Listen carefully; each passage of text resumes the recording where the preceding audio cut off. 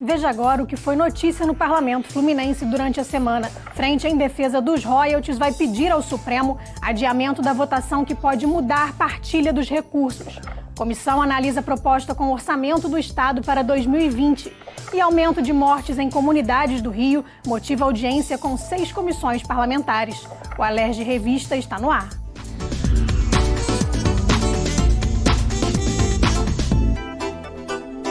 A Frente Parlamentar em Defesa dos Royalties de Petróleo, lançada na terça-feira na Alerj, vai solicitar uma reunião com o ministro Dias Toffoli no Supremo Tribunal Federal para pedir adiamento da votação da lei de partilha, que pode causar prejuízo de mais de 56 bilhões para o Estado do Rio até 2023. Caso o STF considere constitucional, no dia 20 de novembro, a lei que redistribui os royalties, o percentual dos repasses para os municípios produtores cairia de 26% para 4%, segundo a Agência Nacional de Petróleo. A presidente da frente, deputada Zeydan Lula, disse que não faz sentido o Supremo realizar a votação sem antes ter acesso aos indicadores sociais do Estado e entender que a aprovação da lei seria uma declaração de falência do Rio de Janeiro. A gente percebe assim, que há uma compreensão equivocada por parte de muitos prefeitos que estão pensando que essa votação foi adiada. A votação não foi adiada, está mantida para o dia 20. O governador tem feito um esforço, já esteve com o ministro Toffoli na tentativa de adiar essa votação. Nós aqui, pela frente parlamentar, eu como presidente, o deputado André Siciliano, presidente da Casa, e o prefeito Rafael Diniz, de Campos, que é o presidente da Unpetro, nós estamos solicitando essa audiência ao ministro, ao Supremo, para que nós possamos esclarecer a realidade do Estado. O professor da UFRJ, Mauro Osório, afirmou que os índices sociais e a crise estrutural mostram que o Estado do Rio não suporta uma retirada de recursos. Segundo Mauro, apesar de ser o segundo PIB do Brasil, o Estado tem apenas a 11ª receita corrente líquida, que é o somatório das receitas tributárias arrecadadas pelo governo. Além disso, o professor reforçou que a votação da lei da partilha dos royalties só deveria acontecer no STF após a reforma tributária ser votada. 80% dos fornecedores estão fora do Estado do Rio de Janeiro. O ICMS, quando é vendido no Brasil a produção de petróleo, quem recebe ICMS é o Estado consumidor e não o produtor.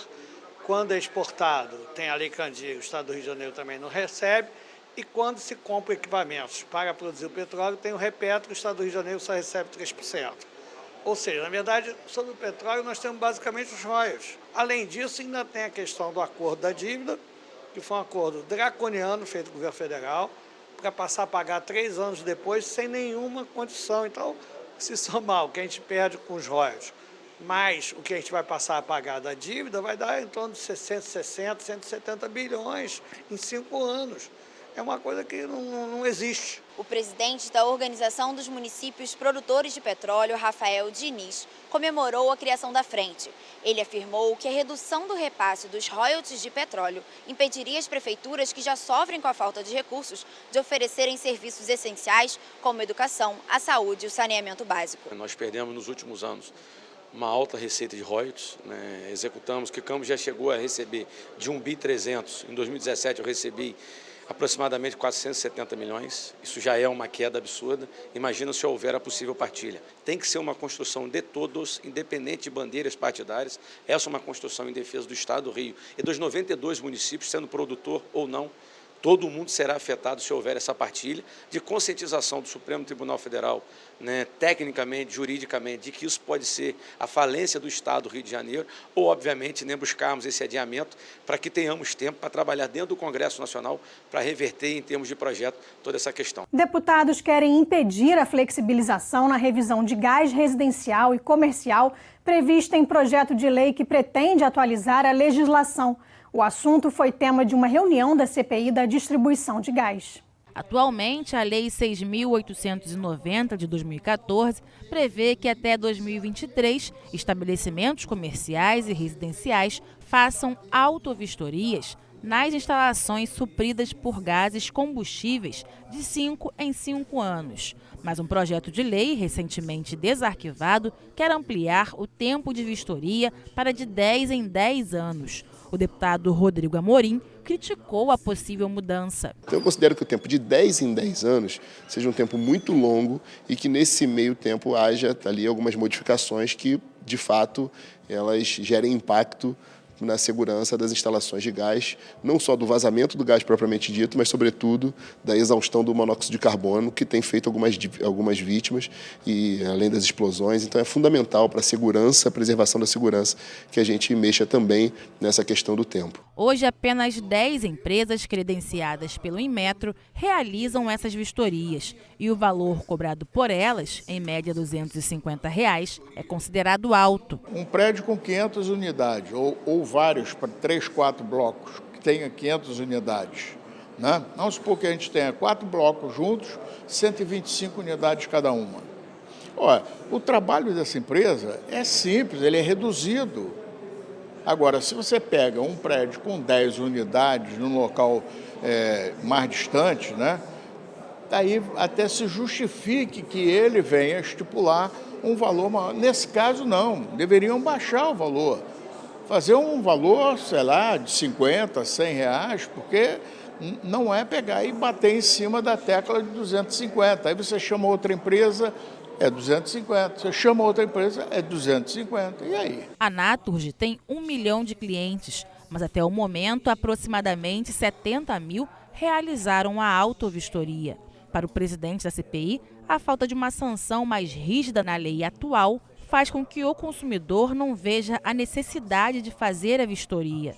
O deputado Max Lemos é o relator do projeto de lei debatido hoje e disse que vai se reunir com as partes interessadas para discutir a apresentação de um substitutivo ao texto. A possibilidade de multar quem descumprir a lei vai ser estudada. Tem que se fazer um substitutivo para adaptar a todos os interesses da população. Principalmente prazo, quem não cumpriu o prazo da autovistoria, que sanção vai ocorrer, porque o fundamental é a segurança. Existe a tentativa também sempre de quebrar o cartel. Hoje são 10 empresas que fazem essa vistoria, por que não ampliar? Isso também vai baixar o custo da vistoria, isso atende então o interesse da população, enfim. Hoje a reunião foi muito produtiva, muitas são as informações.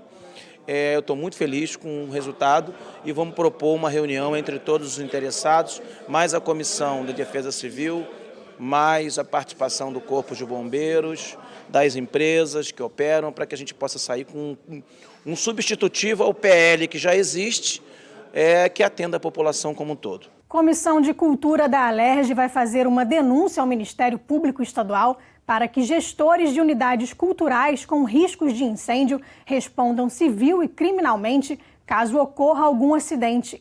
Entre os locais com risco elevado estão o Teatro Municipal, a Escola de Música Vila Lobos e a Casa de Oliveira Viana. O tema foi debatido em audiência pública. A denúncia ao Ministério Público Estadual foi motivada pelo relatório da Controladoria Geral do Estado, que vistoriou 16 equipamentos culturais. De acordo com os auditores, numa escala de risco de 1 a 3, o Teatro Municipal está no nível 2.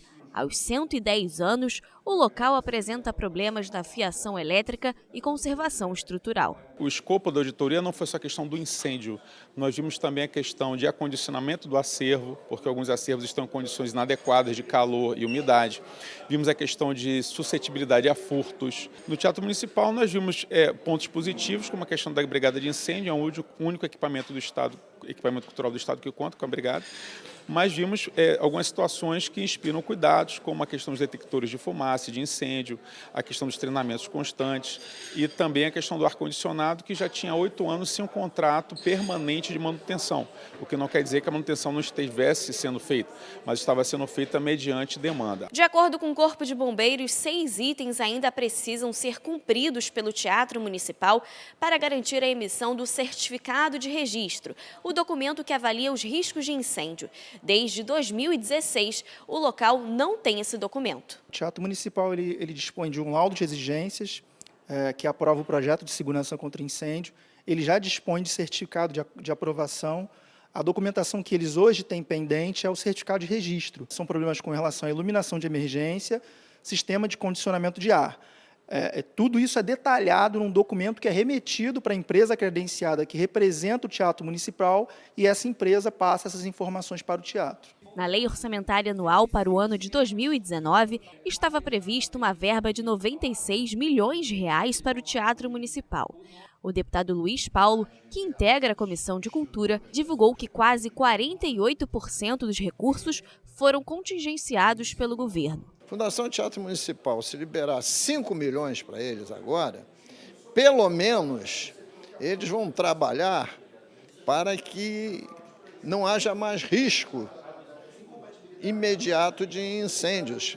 Porque nós queríamos que para todas as instituições, quer dizer, não só a Fundação Teatro Municipal, se liberasse de imediato 10 milhões de reais só para evitar a morte de pessoas em incêndios e para preservar também um patrimônio maravilhoso que são os nossos teatros, que são nossas casas de espetáculos públicas e principalmente, mas não só, a Fundação Teatro Municipal. O presidente do Teatro Municipal, Aldo Mussi, confirmou a situação do estabelecimento descrita no relatório da Controladoria, mas garantiu que funcionários e o público que frequenta o teatro não estão sob risco. São questões que deveriam já estar há muito tempo sendo trabalhadas e que não são questões difíceis, são questões de repactuar o nosso certificado. São 6 processos que já estão em andamento e serão executados até o fim do ano para a gente reaver esse laudo.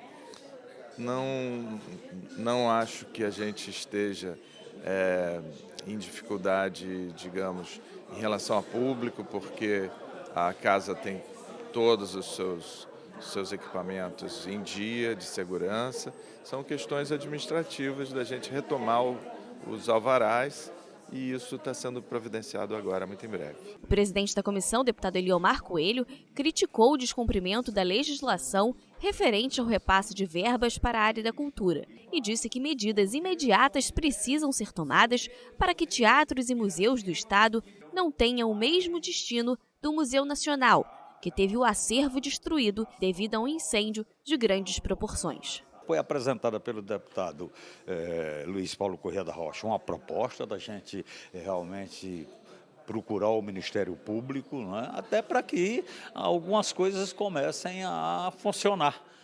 Principalmente o respeito àquilo que é decidido por nós, a Assembleia Legislativa, e que o que nós estamos querendo em relação à cultura é o cumprimento da lei. Nesse sentido, nós vamos procurar o Ministério Público e para ver se começa a colocar nos eixos esse tipo de relação, no mínimo civilizada, que deva existir entre o Legislativo e o Executivo em relação à política pública da cultura do Estado do Rio de Janeiro. Comissão de Segurança Alimentar da Alerj discute relatório que aponta a negação do direito humano à alimentação adequada, o desmonte das políticas públicas nacionais na área da segurança alimentar e nutricional e os impactos dentro do Estado do Rio. O relatório produzido pelo Fórum Brasileiro de Soberania e Segurança Alimentar e Nutricional, em parceria com a Organização pelo Direito Humano à Alimentação e à Nutrição Adequadas, a FIAM Brasil, mostra o aumento da extrema pobreza, do uso de agrotóxicos, a volta da fome e o desmonte de políticas de fortalecimento da agricultura familiar, como principais pontos a serem combatidos quando o assunto é segurança alimentar. O documento também mostrou como o Estado do Rio sofre com cortes no orçamento e com a escolha de sistemas alimentares insustentáveis. Aqui no Rio de Janeiro, a gente tem algumas particularidades, né? O abandono da agricultura não é uma coisa nova, é uma coisa histórica. Isso se agrava com o fim de alguns programas, né, como foi o Rio Rural, que foi uma política pública muito importante que a gente tinha aqui no Estado. E agora também o Estado contava com muita transferência de recurso público do governo federal, por exemplo, para fazer assistência técnica, extensão rural, para implementar o programa de aquisição de alimentos. Então isso tem um impacto sério no Estado.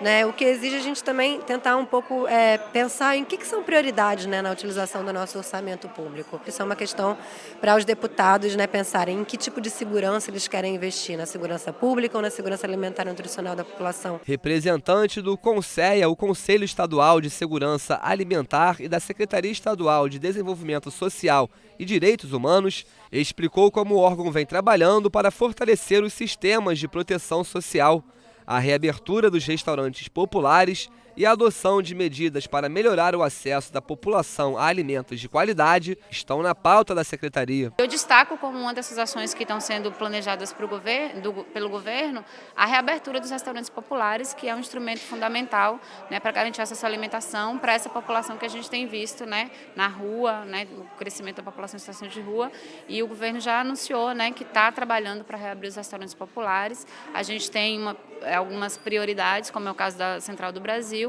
mas que tem todo um planejamento, todo um trabalho a ser feito, né, de projeto, de licitações, da obra em si, que a gente está fazendo para, no mais breve tempo possível, a gente poder ofertar para a população esse equipamento tão necessário e importante. Presidente da comissão, a deputada Lucinha, falou da importância do encontro justamente na semana em que é comemorado o Dia Mundial da Alimentação, no dia 16 de outubro, e a Semana Carioca da Alimentação. Entre os encaminhamentos feitos pela parlamentar durante a audiência está a inclusão de recursos na Lei Orçamentária Anual para serem investidos no fortalecimento da agricultura familiar. Bom, vamos votar a Lei Orçamentária agora no final do ano. Então, uma das formas de tentar reverter esse quadro é melhorar a questão da agricultura familiar. Eu tenho uma lei minha que foi aprovada aqui na casa que destina 30%, né, da compra desses alimentos da agricultura familiar. Mas nós temos que investir no pequeno produtor também, dando junto a ele não só toda a estrutura necessária, mas colocando também a Emater para poder dar o amparo que ele precisa, né, o avanço na área tecnológica para que ele possa tocar no seu sítio, né? Nossa preocupação é preservar a agricultura familiar, já que ela é responsável por 70% daquilo que nós comemos aqui no estado do Rio de Janeiro. No próximo bloco, a comissão analisa a proposta com o orçamento do estado para 2020. O Alerj Revista volta já.